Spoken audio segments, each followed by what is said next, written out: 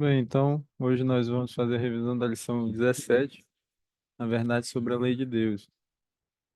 Então, esse é um tema bastante polêmico, né, dentro do mundo religioso, dentro do cristianismo, e nós vamos ver o que a Bíblia nos ensina sobre a lei de Deus. Nós vamos ver se ela continua valendo ou não nos nossos dias, né? Então, nós vamos fazer uma oração para a gente poder entrar aqui no estudo, tá?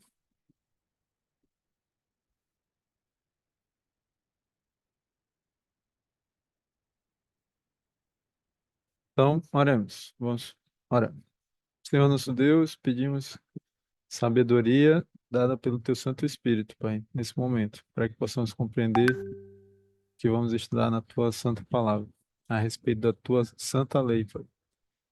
E pedimos que nos ajude a entender a verdade sobre a Tua lei e possamos saber se ela continua valendo para os nossos dias ou não. Muitos dizem que não, Pai, mas queremos saber o que o Senhor tem a nos dizer por meio da Tua palavra. Para isso, precisamos do auxílio do Espírito Santo, o mesmo Deus que inspirou os profetas que escreveram a Bíblia.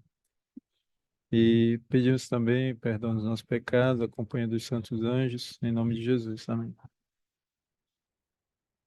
Tudo bem, meus amigos. Aqui tem uma pequena introdução falando que qualquer, qualquer lugar em que não existam leis, é, esse lugar se torna um caos, né?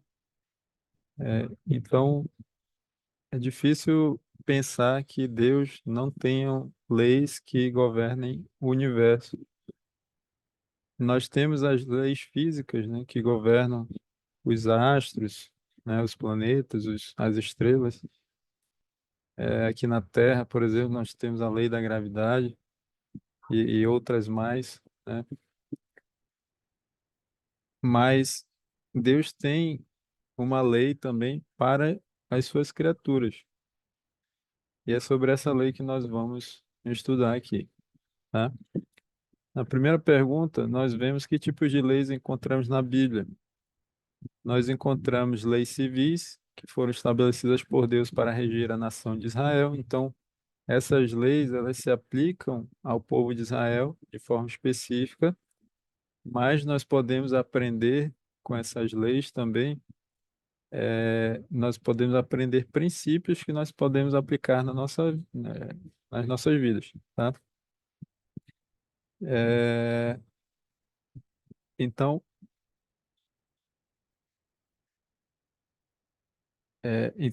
só para ficar claro, né, o povo de Israel, a nação de Israel era uma nação, desculpa, era uma teocracia, era um, um governo em que Deus era o governador, né? Uma nação em que Deus era o governador. Então, o próprio Deus foi quem estabeleceu essas leis e ele diz o porquê. Tem um texto que ele diz que é para que as outras nações vissem o quanto o povo de Israel era uma nação justa e abençoada por Deus, tá? E assim eles poderiam reconhecer que o Deus de Israel era o Deus verdadeiro. Nós temos também a lei moral de Deus,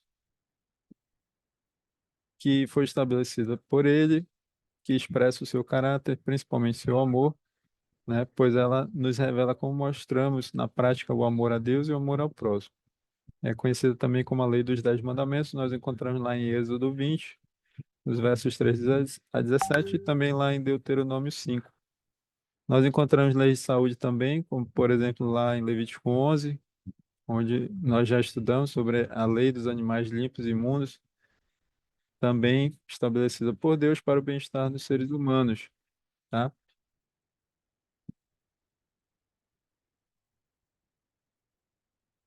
E na letra D, as leis cerimoniais, vocês têm aí, por exemplo, os capítulos 1 a 7 de Levítico, vocês vão ver ali várias leis cerimoniais que orientavam os sacerdotes quanto às cerimônias sacrifícios, a oferta de animais, que tinham ali a ver com o santuário terrestre. E que continham também as ordenanças, que nós vamos já ver alguns exemplos dessas ordenanças, tá bom?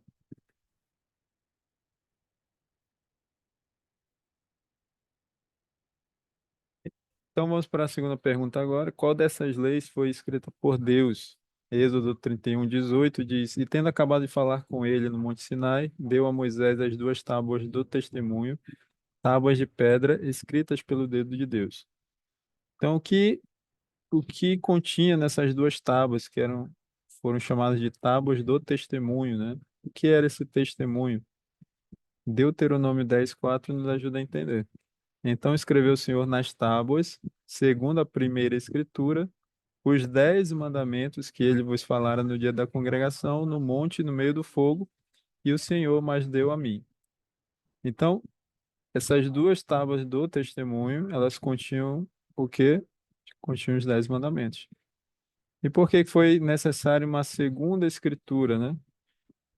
Porque a Bíblia diz que as primeiras tábuas de pedra Moisés quebrou quando ele desceu do Monte Sinai e viu o povo de Israel adorando ali o bezerro de ouro.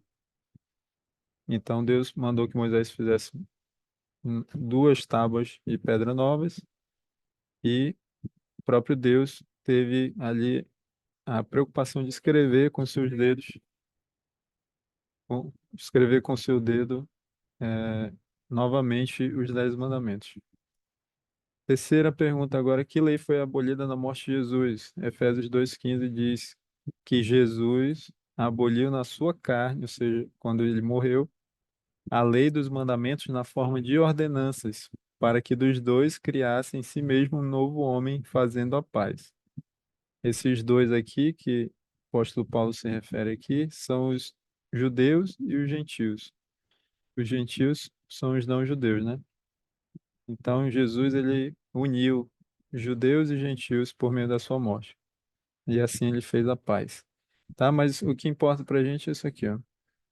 Que Jesus, na sua morte, ele aboliu a lei dos mandamentos na forma de ordenanças. Que lei é essa? Daquelas quatro que nós vimos na primeira pergunta.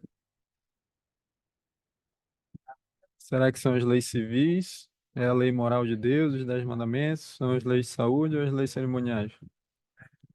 Vamos ver. Lá em Lucas 2, nos ajuda a entender o que são essas leis, essa lei dos mandamentos na forma de ordenança. Ali diz que quando Jesus completou 8 dias de nascido, ele foi circuncidado. Está lá em Lucas 2:21. Quando Maria completou os dias da sua purificação, Jesus foi apresentado no templo e consagrado ao Senhor. E Maria ofereceu sua oferta de purificação, conforme uma ordenança dessa lei, que nós vamos ver aqui. Isso está lá em Lucas 2:22 a 24. É a lei de Moisés, né? Segundo a lei de Moisés, também chamada de lei do Senhor. A lei de Moisés continha as leis cerimoniais e as ordenanças, como a circuncisão, está lá em Levítico 12:3, a consagração do filho primogênito, está lá em Êxodo 13, de 1 e 2, e a purificação da mulher depois do parto, está lá em Levítico 12. Então, olha só o que diz Lucas 2:39. Diz que os pais de Jesus, cumpridas todas as ordenanças segundo a lei do Senhor, que é a mesma lei de Moisés, voltaram para a Galiléia, para a sua cidade de Nazaré. Então, depois que os pais de Jesus cumpriram todas as ordenanças, e essas ordenanças estavam contidas na lei do Senhor, que é a mesma lei de Moisés, tá? É, também chamada de lei de Moisés, né? Então, eles voltam para Nazaré. Agora nós conseguimos entender qual é essa lei dos mandamentos na forma de ordenanças que nós vemos ali em Efésios 2:15. Qual é essa lei que Jesus aboliu na sua morte? São as leis cerimoniais, né? A lei de Moisés. E aqui, nesse comentário seguinte aqui, eu mostro para vocês duas diferenças bem significativas entre essas duas leis. a lei cerimonial, a lei de Moisés ou a lei do Senhor, a lei moral, né, dos Dez Mandamentos. Uma diferença está em quem escreveu e a outra onde ela foi colocada. Então, nós vimos que a lei moral foi o próprio Deus que escreveu com o seu dedo, né? Sendo e já a lei de Moisés, como o próprio nome já diz, foi o próprio Moisés quem escreveu. Onde é que está isso? Está aqui em Deuteronômio 31, 24 e 26. Ó. Tendo Moisés acabado de escrever integralmente as palavras desta lei num livro, deu ordem aos levitas que levavam a arca da aliança do Senhor, dizendo: Tomai este livro da lei e ponde-o ao lado da arca da aliança do Senhor. Então, aqui nós vemos quem escreveu as leis cerimoniais e onde ela foi colocada. Ela foi colocada onde, meus amigos? Do lado da Arca da Aliança do Senhor, tá? Já a lei moral, ela foi escrita por Deus, que Deus disse para Moisés: Escreverei nas duas tábuas as palavras que estavam nas primeiras que quebraste, as porás na arca. Então aqui está quem escreveu, o próprio Deus, e onde ela foi colocada dentro da Arca da Aliança. Já a lei de Moisés foi colocada do lado de fora, ao lado da Arca da Aliança. Então olha só a diferença entre as leis, né? Então, meus amigos, é, quando Jesus morre, né, as leis cerimoniais elas são abolidas e a gente vê isso claramente quando o véu do santuário foi rasgado de cima para baixo, né, mostrando que o santuário e todas as leis cerimoniais que estavam ligadas ao santuário, as ordenanças também contidas na lei de Moisés, tudo isso foi abolido, não era mais necessário. Então, hoje, ninguém cir- circuncida, né, o seu filho homem. As mulheres não precisam fazer sua oferta de purificação. É, é, enfim, nós não festejamos mais a Páscoa como era a Páscoa bíblica, né? Hoje tem uma Páscoa falsa, as outras festas fixas nós não mais festejamos. Enfim, tudo que estava envolvido com as leis cerimoniais, tudo isso já passou quando Jesus morre, porque essas leis cerimoniais elas tinham o objetivo de apontar para Jesus, né? Tudo apontava para Jesus. Como nós já estudamos lá na lição 13, falando sobre a verdade sobre o santuário. A quarta pergunta agora, a Bíblia nos ensina que a lei cerimonial foi abolida na cruz, mas e a lei dos Dez Mandamentos? Jesus anulou essa lei? Mateus 5, 17 e 18, o próprio Jesus diz: Não penseis que vim revogar a lei e os profetas. Não vim para revogar, vim para cumprir. Então, Jesus mesmo disse que ele não veio para revogar, para anular a lei de Deus, né? Ele veio para cumprir. Lá na videoaula eu explico que essa expressão lei e os profetas se refere à Bíblia no tempo de Jesus, que era o Antigo Testamento. Então, Jesus ele veio para cumprir tudo que estava escrito na Bíblia, no Antigo Testamento, tá? E isso inclui os Dez Mandamentos. Os Dez Mandamentos estão dentro do que eles chamavam de lei, né? O que é essa lei aqui? É o Pentateuco, né? Os cinco primeiros livros escritos por Moisés. E os profetas são os demais livros do Antigo Testamento.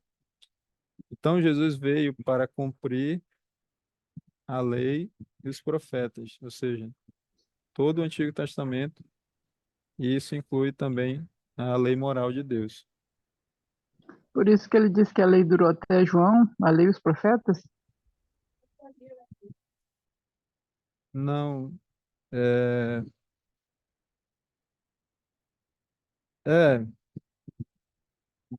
a lei e os profetas duraram até João. Elas duraram no sentido de que é, as profecias, né, que apontavam para Jesus, elas foram até João, né? É, e sim, dá para entender dessa forma, né? Porque O Novo Testamento foi escrito depois de Jesus, né? Então, creio que sim. Dá para entender dessas duas formas. Mas confesso que esse é um texto que precisa de um estudo maior, assim, que é um pouco difícil de entender. Muito bem, meus amigos. Continuando aqui. Então, Jesus foi bem claro ao dizer que ele não veio revogar ou anular, né, que é o mesmo significado, a lei de Deus. Então, a gente não deve nem pensar que Jesus veio anular sua lei. Pelo contrário, ele veio cumprir a lei, né? E assim nos deu exemplo e mostrou que é possível obedecermos a todos os mandamentos de Deus. Mas, apesar dessa clara evidência, existem muitos líderes religiosos pregando que Jesus aboliu a sua lei. Estes são falsos profetas que são usados por Satanás para enganar as pessoas.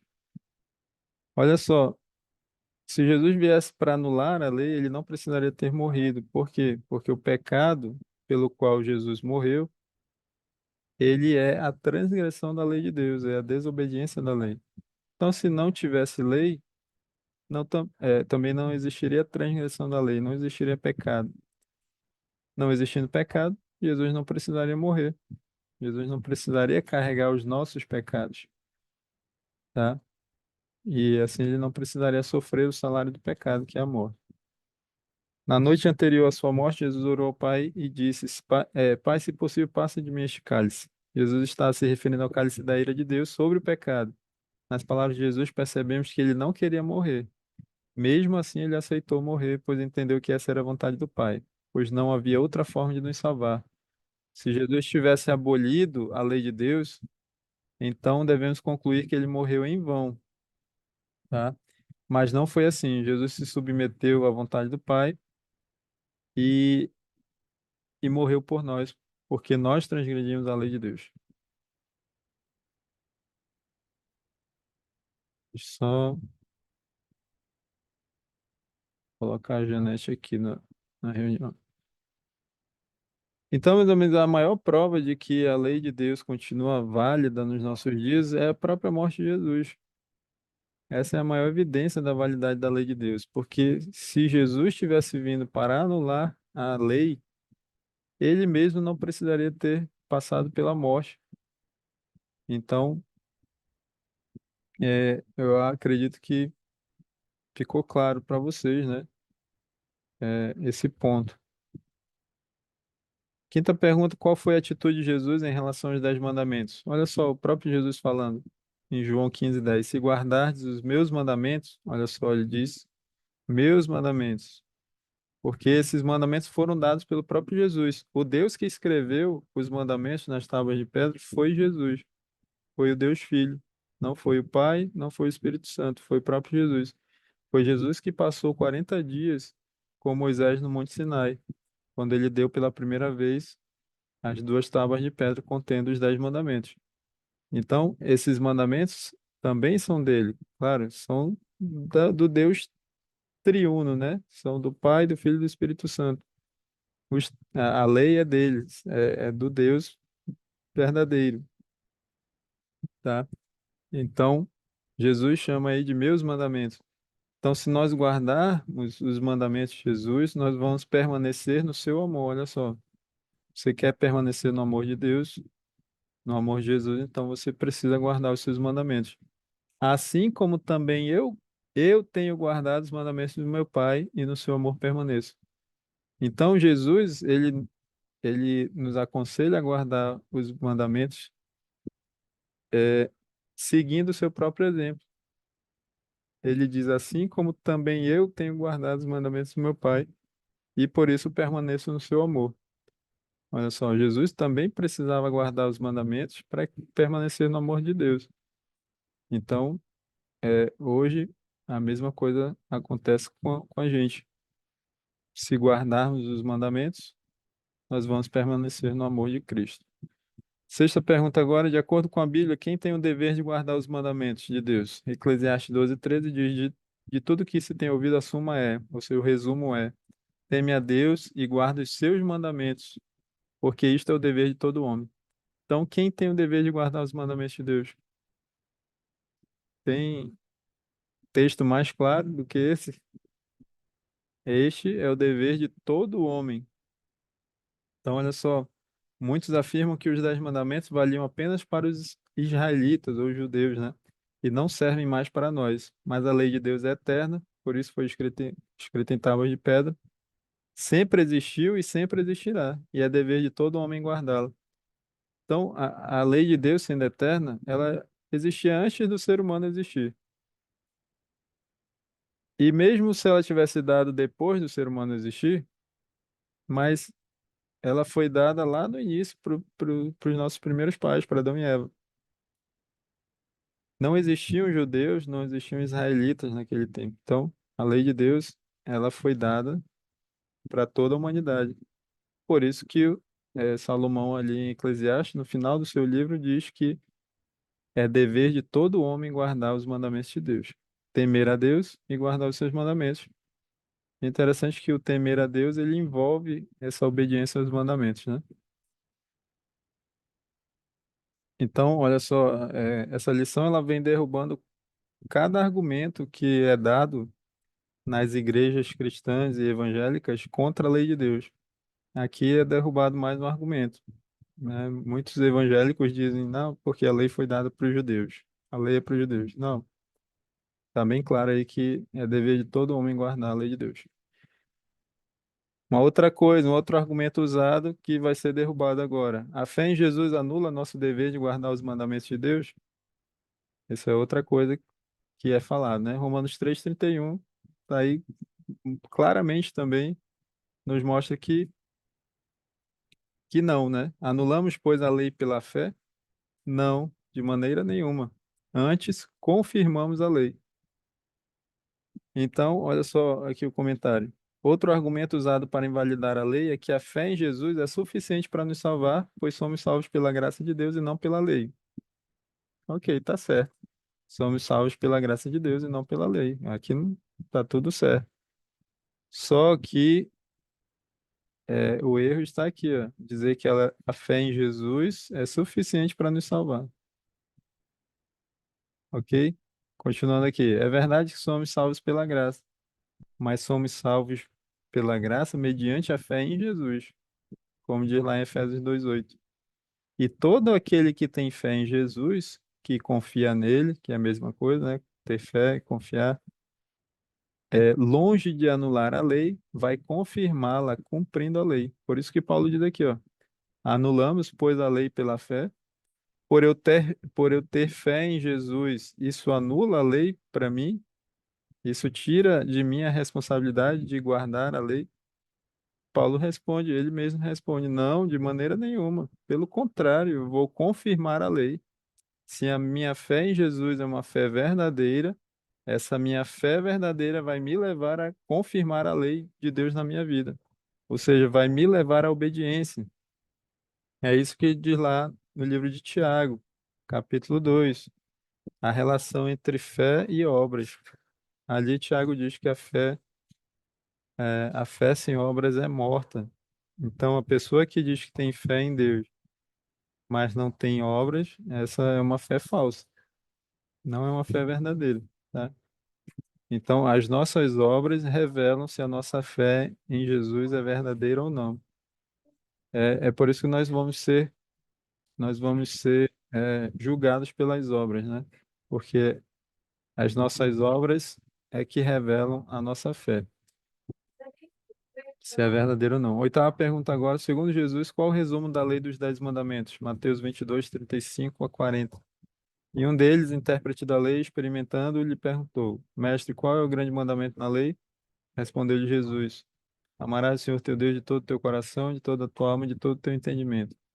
O segundo, semelhante a este, é, amarás o teu próximo como a ti mesmo. Destes 2 mandamentos dependem toda a lei e os profetas. Então, olha só, desses 2 mandamentos depende toda a Bíblia, tá? Toda a lei e os profetas. Quais são esses 2 mandamentos? Jesus disse que o maior de todos é este aqui, o primeiro: amarás o Senhor teu Deus de todo o teu coração, de toda a tua alma, de todo o teu entendimento. E o segundo mandamento é amarás o teu próximo como a ti mesmo.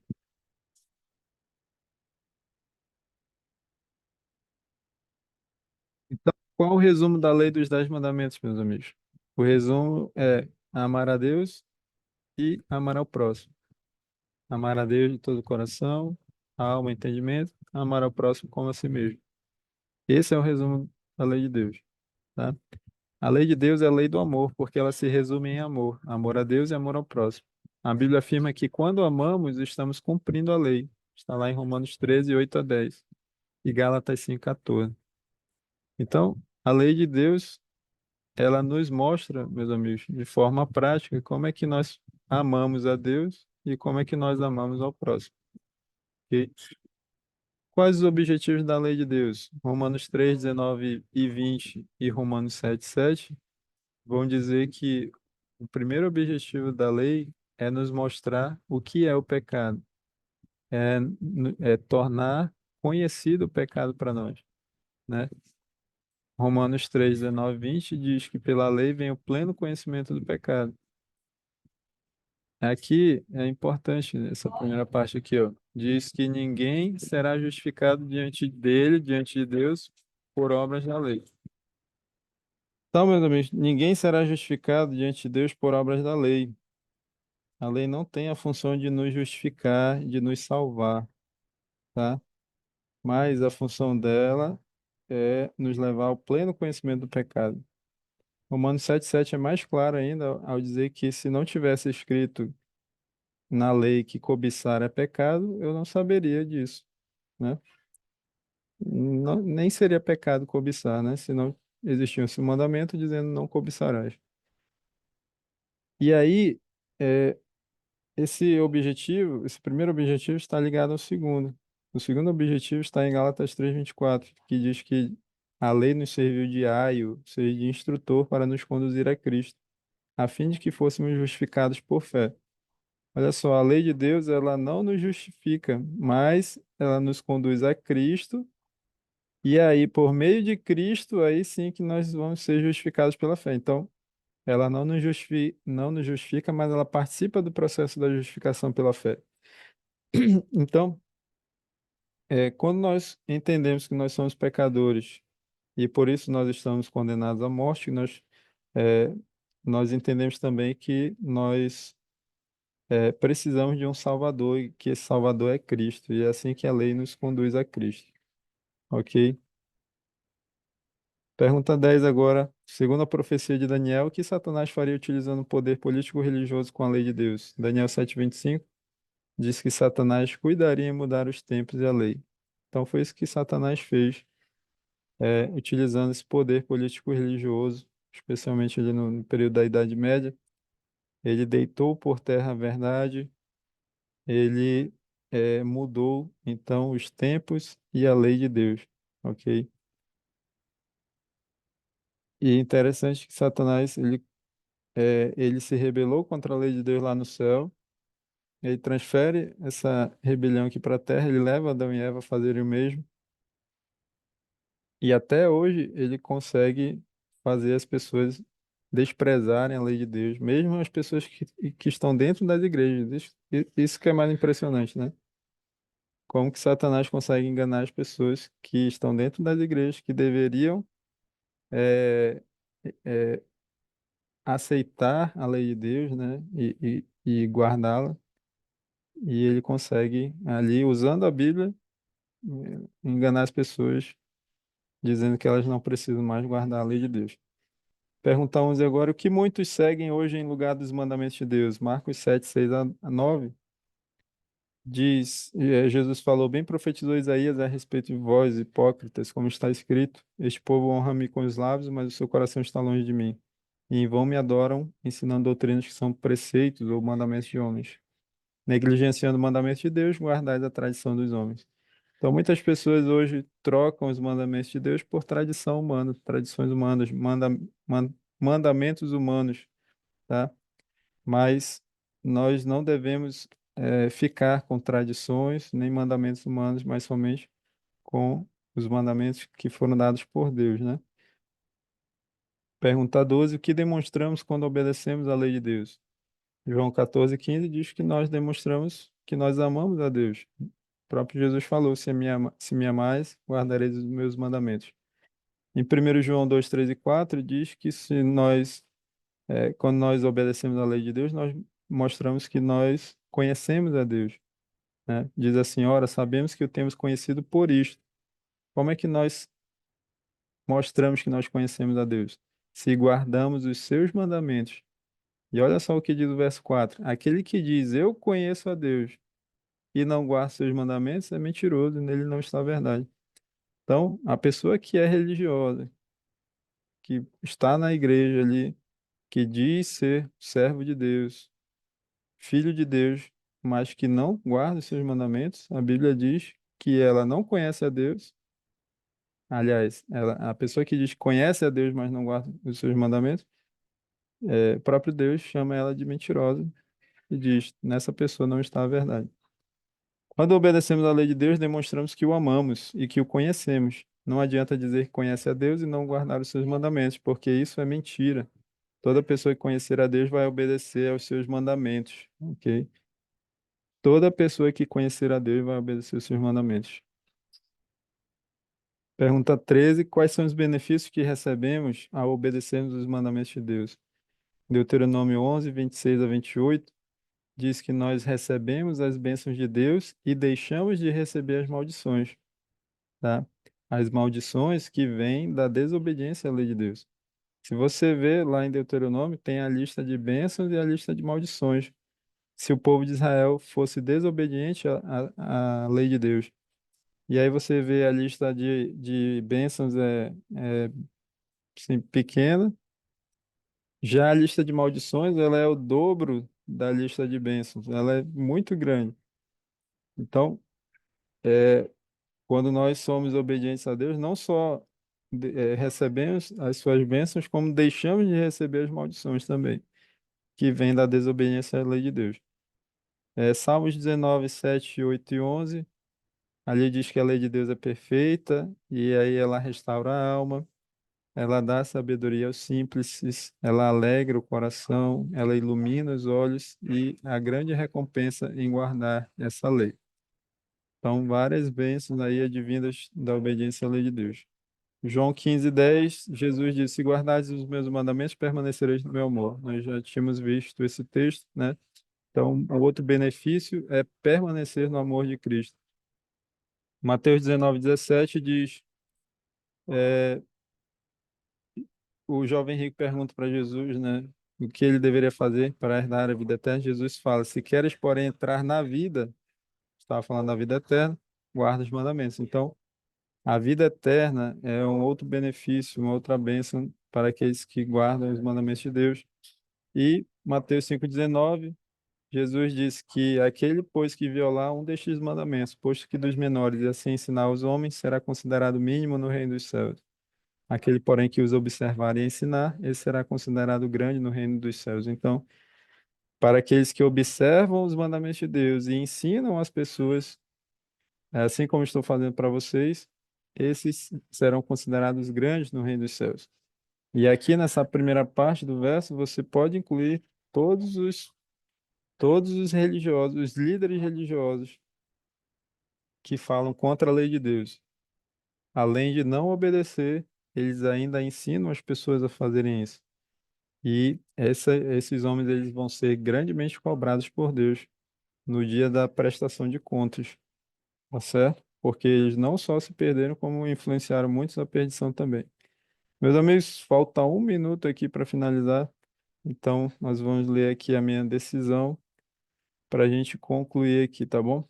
Entendi que a lei de Deus ainda é válida e que é meu dever guardá-la.